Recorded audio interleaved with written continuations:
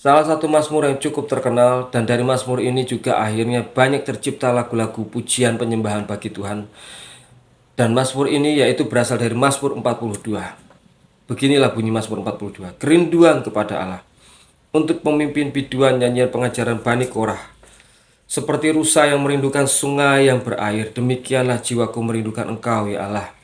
Jiwaku haus kepada Allah yang hidup. Bilakah aku boleh datang melihat Allah? Air mataku menjadi makananku siang dan malam, karena sepanjang hari orang berkata kepadaku, di mana Allahmu? Inilah yang hendak ku ingat sementara jiwaku gundah gulana. Bagaimana aku berjalan maju dalam kepadatan manusia, mendahului mereka melangkah ke rumah Allah. Dengan suara sorak-sorai dan nyanyian syukur dalam keramaian orang-orang yang mengadakan perayaan. Mengapa engkau tertekan, hai jiwaku, dan gelisah di dalam diriku? Berharaplah kepada Allah, sebab aku akan bersyukur lagi kepadanya, penolongku dan Allahku. Penulis Mazmur 42 ini bukanlah Daud, walaupun Daud cukup terkenal dengan mazmur-mazmurnya. Tetapi penulis Mazmur 42 ini adalah Bani Korah. Bani Korah adalah kaum Lewi, kaum yang di zamannya Musa dipilih langsung oleh Tuhan agar mereka melayani Tuhan di rumah Tuhan. Tetapi jikalau kita melihat dari tulisan-tulisan Mazmur 42 ini, kita bisa menilai bahwa si penulis Mazmur 42 ini sedang menghadapi sebuah pergumulan yang cukup berat dan cukup lama yang sedang terjadi dalam kehidupannya. Bahkan beberapa kali pemazmur 42 ini, penulis ini berkata jiwanya mengalami tekanan yang cukup berat. Dan juga orang-orang yang ada sekelilingnya pun meragukan apakah Tuhan akan datang menolong hidupnya agar terlepas dari pergumulan hidupnya. Karena beberapa kali mereka bertanya, di mana Allahmu? Ada alasan yang kuat untuk si pemazmur ini atau si penulis mazmur ini kecewa. Baik kecewa terhadap keadaannya, kecewa terhadap dirinya, bahkan tidak lepas juga kecewa terhadap Tuhan. Tetapi jikalau kita membaca Mazmur 42 ini secara utuh, maka kita akan melihat sebuah reaksi hati atau sikap hati yang benar di hadapan Tuhan. Dan salah satu reaksi hatinya yang benar di hadapan Tuhan itu tertulis di ayat yang kelima. Dikatakan seperti ini. Inilah yang hendak ku ingat sementara jiwaku gundah gulana. Bagaimana aku berjalan maju dalam kepadatan manusia, mendahului mereka melangkah ke rumah Allah. Dengan suara sorak-sorai dan nyanyian syukur dalam keramaian orang-orang yang mengadakan perayaan. Si pemazmur berkata, ya memang saat ini jiwaku sedang gundah gulana. Karena aku sedang memiliki pergumulan, aku sedang memiliki struggle. Dan membuat jiwaku tertekan, membuat hidupku tidak gampang. Sekarang kondisiku sedang tidak baik-baik saja. Si pemazmur ini memang mengakui bagaimana keadaannya. Tetapi yang luar biasa adalah dikatakan, dia berkata begini. Sementara jiwaku gundah gulana, dia berpikir begini. Bagaimana aku berjalan maju dalam kepadatan manusia, mendahului mereka melangkah ke rumah Allah. Di tengah-tengah pergumulan atau masalah yang sedang dihadapi, ada satu hal yang menjadi kerinduan hatinya dan selalu dia ingat di dalam dirinya. Dia selalu mengingat atau merindukan untuk dia datang kepada Tuhannya.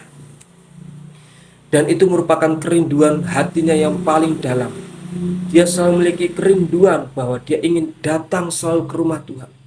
Walaupun masalahnya belum selesai, walaupun pergumulannya belum ada jawaban dari Tuhan, dia belum melihat tangan Tuhan menyelesaikan semua struggle dalam hidupnya dia.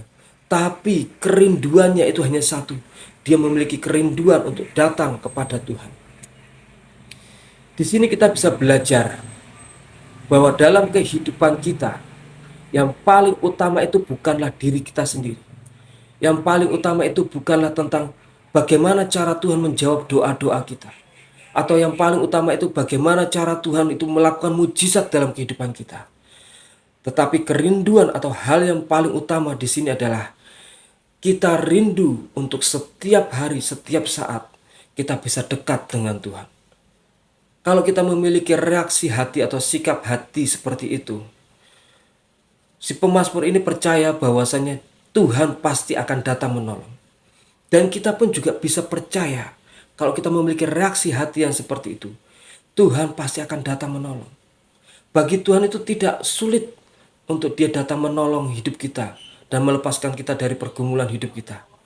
Tetapi sebenarnya dari sini Tuhan melihat sikap hati kita, reaksi hati kita.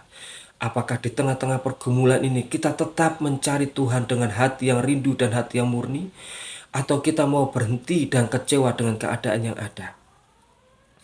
Mari pada saat ini coba kita lihat hati kita. Apakah kita benar-benar merindukan Tuhan dengan sepenuh hati kita, atau kita hanya merindukan pada saat Tuhan datang menolong kita saja? Sebenarnya sebuah keadaan yang dialami oleh si pemazmur ini, dia mengerti bahwa walaupun dia mengalami hal yang sulit, tetapi sebenarnya kalau bicara tentang dia dengan Tuhan, berarti itu bicara tentang dia membangun sebuah hubungan yang dekat dengan Tuhan. Dan salah satunya melalui keadaan-keadaan yang tidak nyaman. Tetapi melalui hal itu dia bisa belajar bahwa hal yang paling utama itu bukanlah mujizat, bukanlah apa yang diperbuat Tuhan. Tetapi dari situ Tuhan bisa melihat hatinya, bahwa hatinya sungguh-sungguh menginginkan Tuhan. Mungkin saat ini keadaan kita sedang sulit, keadaan kita sedang tidak baik-baik saja. Tetapi mari coba kita lihat hati kita. Apa yang menjadi utama dalam kehidupan kita? Mari kita belajar melalui keadaan yang tidak gampang ini. Jangan berhenti mencari Tuhan. Tetap cari Tuhan.